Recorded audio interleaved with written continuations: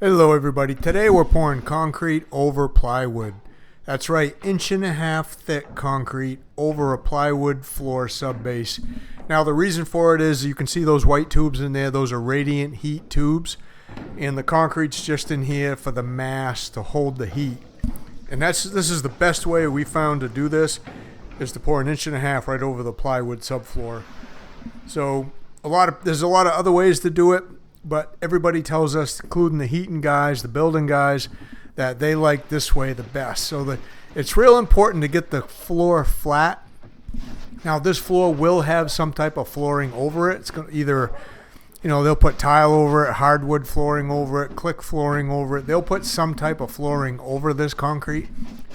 So our job here is to get it flat and then just smooth off the surface a little bit. It doesn't have to be shined right out like a regular concrete floor and a power trowel. We're gonna wipe it out and hand trowel it a couple times by hand, and then that's gonna be good. There's no sawed control joints or anything that needs to go in it. If it does crack, it cracks.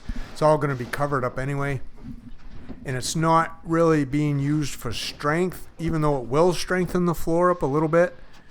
It's just basically being used to hold the heat from the hot water in the tubes and to heat the house. So this is how we go about it. This house was about 40 by 40, so it wasn't not necessarily huge in our minds, not that big. Otherwise, we'd get a line pump in here with a 3-inch line, and we'd line pump this thing and make it a little bit easier. But because it's actually only about 8 yards of concrete in here, we decided just to wheelbarrow it. It goes, fairly fast. I did speed up the video a little bit because I didn't think you'd want to watch this in real time, wheelbarrowing this thing. But a wheelbarrow does go quite a ways. So one guy, once we get going here, one guy, Harvey, he's going to pretty much be able to keep up with doing most of the wheeling, especially once we get in those smaller rooms. So there's just a lot of handwork as far as, mag floating all the edges. The good thing the builder did here was he put a 2x6 plate down and then built 2x4 walls on top of the plate. And what that did was it left the bottom plate sticking out just a little bit, like a 1/2 inch for us on each side of the wall. So we could mag float the floor right to that part that's sticking out. It just makes it a little bit easier than just putting a 2x4 plate down and then the 2x4 wall on top and then trying to mag float to the seam in between them. This made it much easier, much faster. That's how we do a section right there. So we'll get it, wheelbarrowed out, we'll rake it around, and then we'll mag float the edges. And the concrete, really, you think you're getting it too thin just when you're raking it around, when really you're not. So the concrete goes a long ways here, and we just want to make sure that as we put concrete on here, 8 yards of concrete, it's about 4,000 pounds per yard. So we're adding 32,000 pounds of weight to this subfloor, and it's designed for it. They designed the floor joist for it. They designed the posts down in the basement for it. Unfortunately, I didn't get a shot of that. I should have got a shot of that for you too, so you could see that. But most newer houses are engineered or spec'd to hold at least this amount of weight, 1.5 inches. So if you did want to change your mind and go with radiant heat floors, check with your architect, check with your engineer to see if you could do something like this. And then, maybe this is really a great way to heat your house. If you live in a colder climate like we do, we live in Maine. So this is all about heating, nothing to do really with cooling. But a lot of people still do these radiant floors in their house up here, at least. A lot of people going the way of heat pumps too. But, those you can have cooling with them, obviously.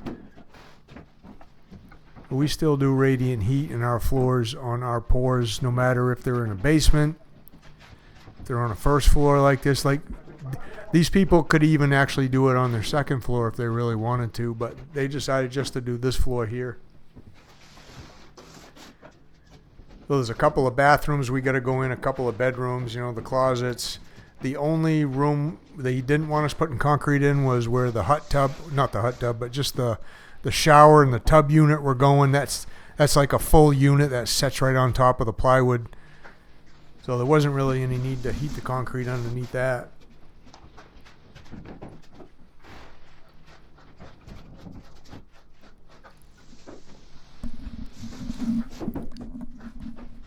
You can see as Luke and I mag float the edges and screed the concrete. Jim he's kind of raking it around right now. Harvey's basically keeping up with the pouring, doing just a wheelbarrow all by himself. And then Darren's over in one of the other rooms working on that room a little bit. So the pace is basically slow and steady, but it doesn't really take that long to do something like this with plenty of guys. The key is, 5 guys here is key. It just keeps everything moving along pretty quick. If there was just me, Luke, and Darren here, this time would be doubled probably as far as how long it would take us to get this poured. I got my DeWalt laser, my self-leveling laser set up, just checking things in the middle. If there's an area that's a little bit larger than the length of the screed, we'll just shoot a wet pad there, make sure that's right to grade, then we can use that to strike off from. I think that was the only part of the whole floor of the 40 by 40 where I needed to put a wet pad.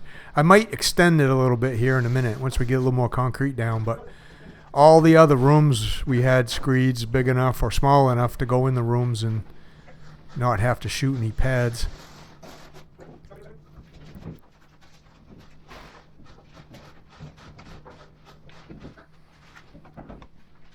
One of the things that's kind of difficult to do is it's pretty easy to get too much concrete dumped in one spot. When you think of wheelbarrowing concrete, most floors are 4 inches thick, so it takes a few wheelbarrows to fill up a 4-inch area. Well, with here, you really need to space them out because a wheelbarrow goes quite a ways. Even if it's not a completely full wheelbarrow, it's going to go quite a ways.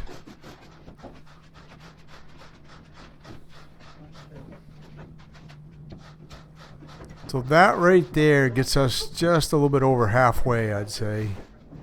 And now we're going to be jumping up into some smaller rooms. So we'll do a bedroom, we'll do a bathroom over here on this left side. And then there's another bathroom, I think, over there on the right. So we'll do one, get Luke working in there. Then we'll go do the other one, get Darren working in there. And then we can start working on a bedroom.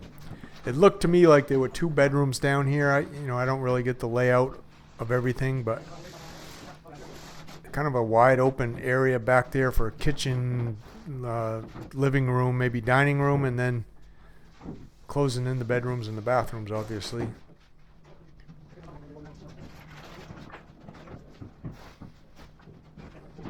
So we're just moving those planks around. You can wheelbarrow over those tubes. Those tubes are rugged enough for the rubber tires on the wheelbarrow just to go over them without damaging them, because that PEX tubing's pretty rugged stuff. It just makes wheeling on these little strips of plywood a little bit easier, so you're not like bumping over every single tubing as you go. And we try not to, when we dump the wheelbarrow, we try not to dump the wheelbarrow on a piece of tubing. We always want to dump it on the plywood. In that case, the little metal bar across the front of the wheelbarrow, you could damage a tube that way. But I wrapped those in some foam, and I taped the foam right to that steel, so that gave it a little bit of a buffer in case we missed the plywood. I think screeding an 1.5 inches of concrete like this is actually a little more difficult than a 4-inch floor. It's just, I don't know, it's thinner. It goes down a little harder. That concrete's got rocks and it's got 3/8 pea stone in it. And then, over the tubing's about 5/8. You got about 1.5 inches of concrete, so you got a little bit less than 1 inch of concrete over the tubing. So it's not that it's hard screeding. I just think it's a little harder than 4 inches of concrete.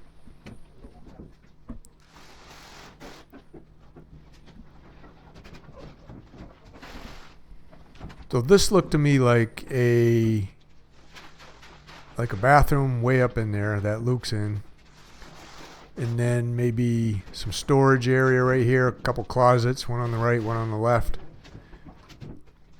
In the room straight ahead there, the little room with no tubing in it, again, is like a shower unit going in there. These little rooms, they take longer than the big room, I think. This is so many lineal feet of edging to go around in the confined space.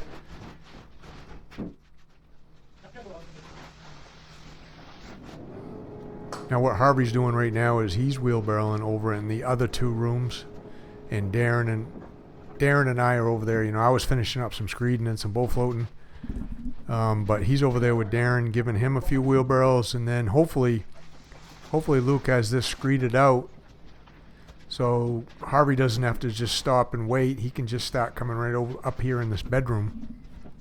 And we're working our way back to the concrete truck. You know, the only access to this building was the front door. And the front door sat up, you know, about 3 or 4 feet. So the slope into the chute was a little difficult, but it was just enough so we had enough slope going into the chute where we didn't have to shovel the concrete down into the wheelbarrow. So I want to know what you guys think. Would you do something like this if you were building a new home? Would you like to have a radiant heated floor like this? Now I know that some homeowners, they'll even put carpet over like this. I think that kind of defeats the purpose a little bit, although it would make it warm, but it wouldn't feel quite as warm as something like a hardwood floor or a tile floor or even click flooring. A lot of people still use the click flooring over stuff like this too. But occasionally we'll hear, you know, yeah, we're just gonna carpet that bedroom, and you know, I don't know if that works that good at all. I don't get a ton of feedback after the fact, after the homeowners are in the house, because we don't get back there. This is like the only day we're on the job right here, unless the homeowners do an addition or a garage later on, and we happen to come back and working for the same builder. We don't get a ton of feedback like that. But we do a lot of these, so I know it must be pretty popular with a lot of people, otherwise they wouldn't keep doing them. And I've been doing them for, it seems like, I bet 20 years I've been doing floors like this. Now, if you want to learn how to do concrete, like concrete finishing, concrete pouring like this, concrete repair, stamp concrete, anything that has to do with basically with concrete flat work, if you want to learn about stuff like that, you can join the Concrete Underground, which is my private training. I got a link for that down below in the description. I also have a concrete slab course, which is in the Concrete Underground. But if you just want to do a concrete slab for a shed, for a garage, anything really from very small, like a 4x4 pad, you know, up to a garage pad or something like that, you can get my garage slab course or my concrete slab course, which there's a link for that down in the description. That you get forever. The Concrete Underground is basically a monthly thing, so you can stay 1 month. You could stay as long. You could buy a yearly subscription to that, and with that, you get me in there as a mentor. You know, you can email me. Sometimes we can even text or talk on the phone if you want to learn. You know, right from me directly. I can help you out that way. There's even epoxy coatings in there. Let's say you wanted to put an epoxy coating over a floor like this, or in a garage or something like that. I teach you how to do all that stuff in the Concrete Underground. So I switched to the head cam here. My other camera's batteries went dead, which usually means, you know, we're about an hour into this now. That battery lasts for just about an hour. So I'm onto my head cam for the rest of this, and you're going to get to see us just how we hand wipe finish this, steel trowel finish it by hand, and I'm going to show you a little bit of that right at the end. This gives you a little bit better look of, you know, bird's eye view of, you know, when we dump a wheelbarrow, when we're spreading it out, how much of that wheelbarrow we got to pull around, how far it goes. And Harvey's trying to dump it out, but not get it too high on us. You feel it at all, have him give another one. And that can be a little bit tricky at times, so you got to have somebody really right there on a rake as he dumps it out, kind of spreading it around, trying to get it as close as you can to grade. Anyway, Harvey, yeah, I'll pull it. You can kind of see here, that gives you a pretty good shot of that bigger plate underneath the walls that we're mag floating the concrete to. And then we're striking off the concrete. Darren and I right here, we're just striking it off, getting it flat. That's kind of what it looks like close up. Pretty good looking concrete today. 3/8 pea stone mix, 3500, got fiber mesh in it. It's got a little bit of air in it. Even though it doesn't really need air, the thing with air, adding a little air entrainment is, air entrainment it kind of acts like little steel ball bearings inside the concrete. So it actually makes the concrete flow a little bit better, pull around better, mag better, screed better. So without air in this, it kind of really drags, feels a little stickier than it normally does. And then you also get a lot more bleed water with non-air entrained concrete, so it helps a little bit with bleed water.